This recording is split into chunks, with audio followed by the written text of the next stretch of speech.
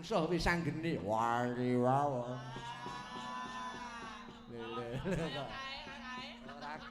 Ora cetha ta le ayo kowe iki. Wani ora? Wani wae. Aku lho kok ken mungsuh wis anggene. Aku lho kali bojo kula men wedi. Lha nek kula sing pati bapak. Alah wis. Dirmagati. Kowe kok arep musuh karo wis anggene ya.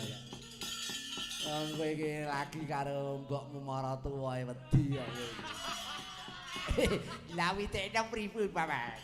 Kula niki nek mboten kali bojo kula nek pasti sibuk nggih kali maratuwa. Wo, rambut jadi. Oh alaman, mbok nek nggugu kula mbok wis mboten sah urusan kali wis anggene. Wis anggene arep bocah wingi sore paribasane ning peng-pengan le maneh. Sisip sembire luput ngaturanggale malah mbilaeni tumraping Purawangga wangsul mawon man. Dirsasana. Pripun?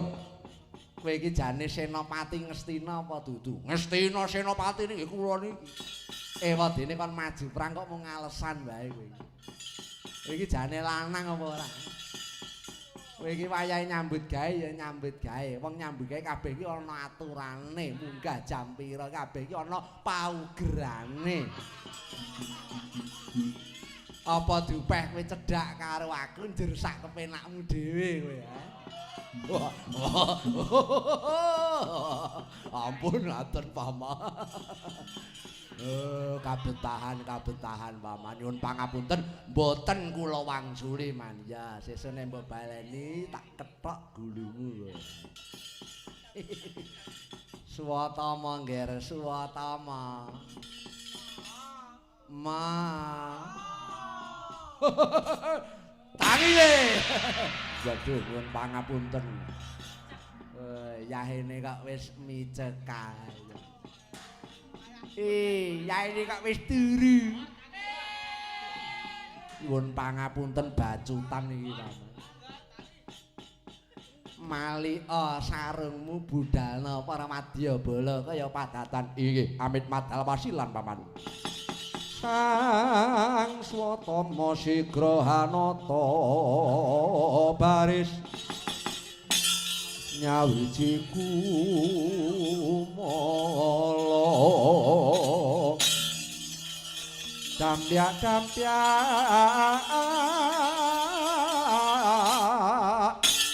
umregut lampahe